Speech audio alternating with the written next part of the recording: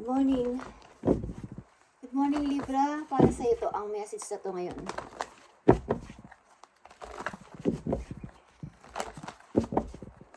Maganda ang panahon ngayon, guys. Paaliwalas ang kalangitan. Okay, Libra, kumusta na kayo, guys? Sana'y nasa mabuti kayong kalagayan. Message sa mga Libra today. At hingi tayo ng payo sa inyong situation. Message sa mga Libra, ibigay mo ang message mo sa mga Libra today.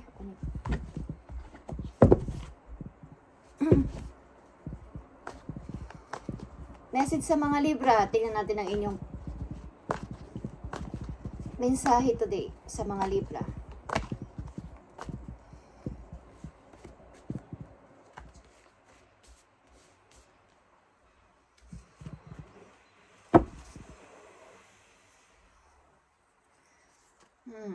Tinatanggihan yung ibang lumalapit sa inyong tao para kayo ay something na pag minsan inaaya kayong lumabas, sinatanggihan nyo sila, guys. Okay, guys. Libra. Two of Swords, Ace of Pentacles, and the Wheel of Fortune. Okay.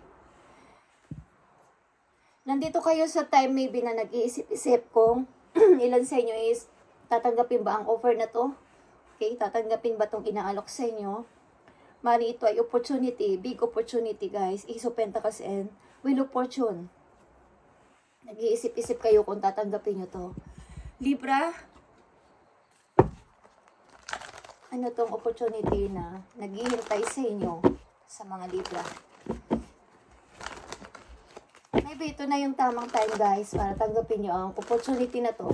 Bagamat kayo nagdadalawang isip. Maring ilan sa inyo maring ilan sa inyo is tumatanggi sa mga invitation. Bawa ipaglabas-labas, pagpunta sa isang mga event, tumatanggi kayo. Maaaring nandoon ang opportunity. Okay? May mga makikilala kayo na ilang mga tao na magbibigay sa inyo ng magandang balita. Okay, Libra. Message for Libra. Ibigay mo ang tamang mensahe sa mga Libra today. Guys, June 2 na ngayon. June 2.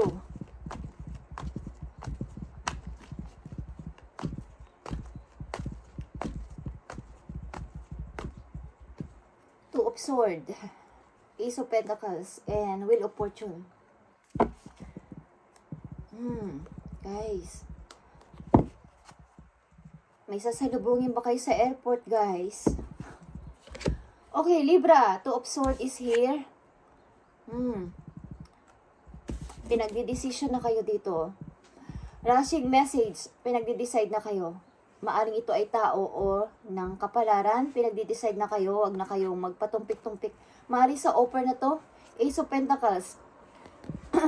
Maaring kayo ay sa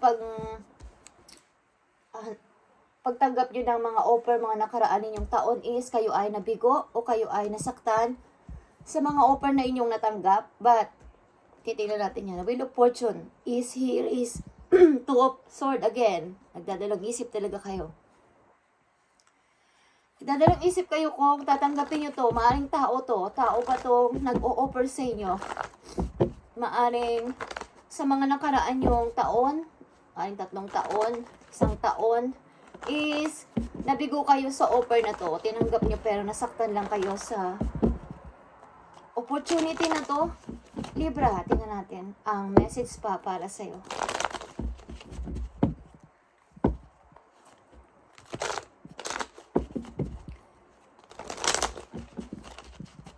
Offer sa mga Libra to.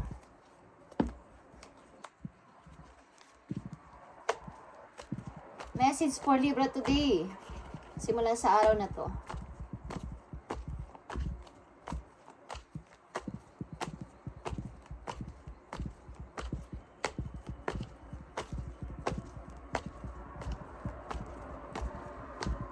Two of Swords, Ace of Pentacles, and Wheel of Fortune. Offer ito ng inyong lover, okay, ng isang person. na nakahang kayo sa offer na to. Kumbaga, maniniwala ba ako sa sinasabi ng person na to? Maniniwala ba ako sa sinasabi ng person na to sa akin? Two of Swords. Yan, nag-iisip-isip kayo. Dito sa offer na to, iniisip nyo kung tatanggapin nyo to o hindi. Sapagkat ito ay pagmumula ng inyong bawa. Nakasalalay dito yung inyong kapalaran sa offer na to. Ace of, yeah, may nagtapos dito. Sa offer na to guys, is nasaktan kayo talaga at natapos. Kumbaga, sa isang person, galing sa isang person. Wheel of Fortune is reverse guys. Okay. Maaring hindi nyo tinanggap ang isang offer ng isang tao. It's all about offer guys. Something na hindi nyo tinatanggap ang inaalok sa inyo ng isang person. O nagdadalawang isip kayo sapagkat natatakot kayo masaktan. Libra. Ups and down. Okay. Tatanggapin ko, hindi. Tatanggapin ko ba o hindi? Okay, may dalawa kayong Two of Swords and dalawang Wheel of Fortune. Ang ibig sabihin yan guys is, nagdadalawang isip kayo sa alok ng isang person. Nakahang ang pag-ibig nyo sa kanya. Kumbaga, maniniwala ba ako sa tao na to? Libra, tingnan natin pa ang message for you today. It's all about offer guys.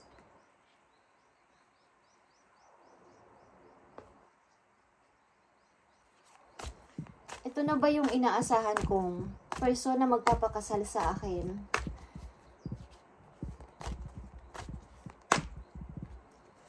Libra, message today. Tingnan natin guys. Ang mga message pa para sa'yo. Six of Cups is here. Okay. The Empress. Okay guys, nakikita nyo ang The Empress. Something na may magse-celebrate sa inyo ng birthday. Hindi ko alam kung anak ninyo magse-celebrate ng birthday. Okay. May magse-celebrate dito ng birthday. Anak ninyo guys. Ilan sa inyo? Libra nandito. Queen of Wands. Patunayan mo na kaya mo. Okay. Huwag kang kumbaga huwag kang ma-disappoint dito sa alok ng ilang person o ng isang person na ikaw ay sinaktan dati. Hindi ko alam kung ilang taon ang nakaraan is nasaktan ka, 13 years, 3 years, or 1 year is nabigo ka o na-broke ang heart mo. But, Queen of Wands is here guys. Maaring pinapatunayan mo na kaya mo.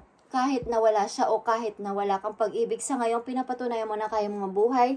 Mag-isa as a Queen of Wands is strong. Strong naman yung damdamin mo para dito. Okay. Three of Wands. Okay guys. Hinihintay mo to ng matagal, ang offer na to, but hindi ka makapag-desisyon. Okay, nasa gitna ang Two of Swords ng Wheel of Fortune. Upright and reverse na Wheel of Fortune. Ang ibig sabihin, tatanggapin ko ba o hindi? Tatanggapin ko ba o hindi? At hinihintay mo to, okay? Hinihintay mo to ng napakatagal. Libra, tingnan natin ang message for you. Offer to ng tao na may kasamang pag-ibig at sa palagay mo ay opportunity na din para sa'yo. Maaring may magsiselebrate dito ng kaarawan, guys. Kung alam kong anak ninyo is magsiselebrate ng kaarawan. Sa kayong mommy. Ilan sa inyo na nandito is mommy, okay? Or mother. Libra, message for you ng yung guidance.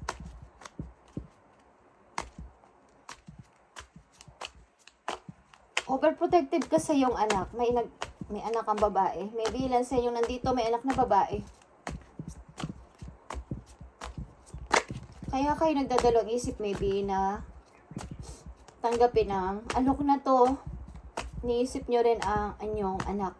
But sa isang banda, parang pagmumulan ito ng inyong ikakaunlad o ikakabuhay ng inyong anak. Okay, paglago. Paglago sa kaperahan din.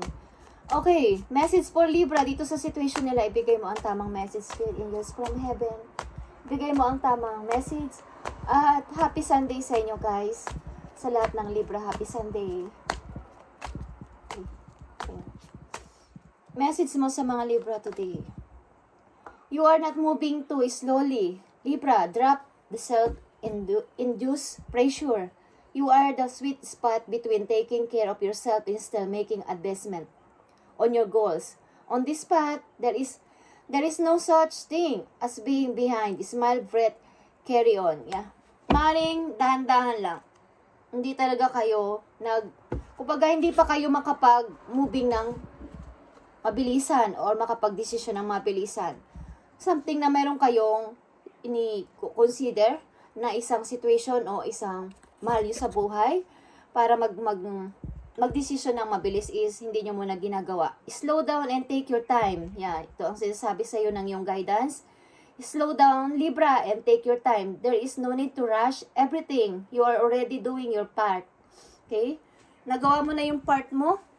So, huwag kang mag-rush. Kung nirarush ka ng isang tao na mag-decide, maybe is trust that what belongs in your life is already making its way towards you. It's divine timing. Okay.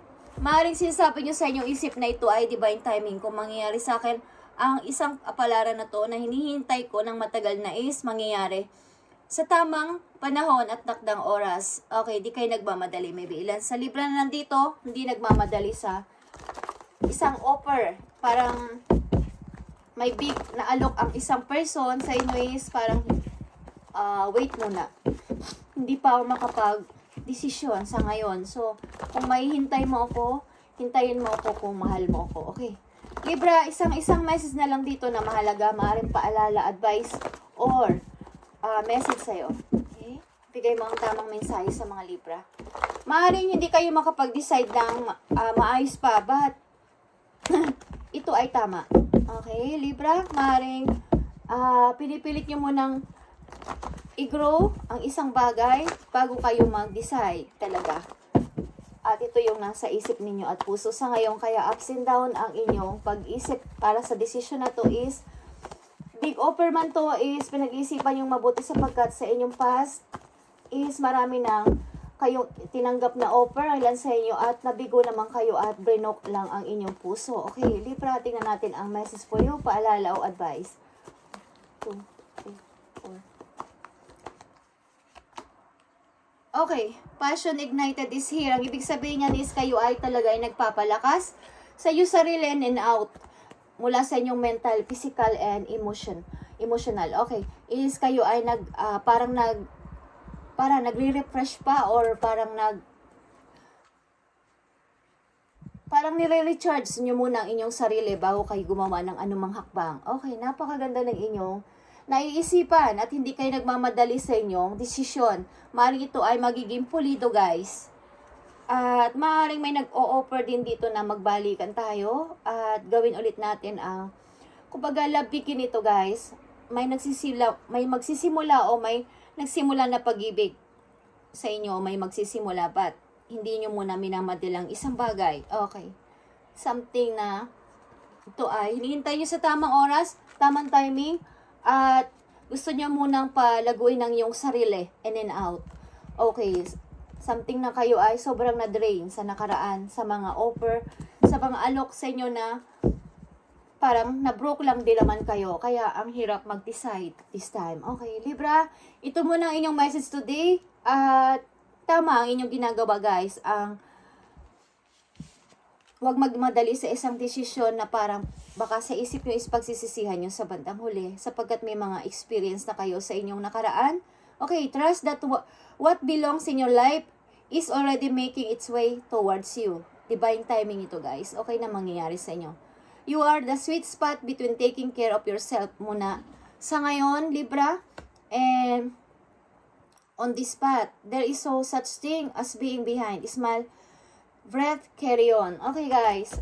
Thank you, Libra. And i-follow up natin to o i-update natin sa mga susunod na araw. Thank you and God bless.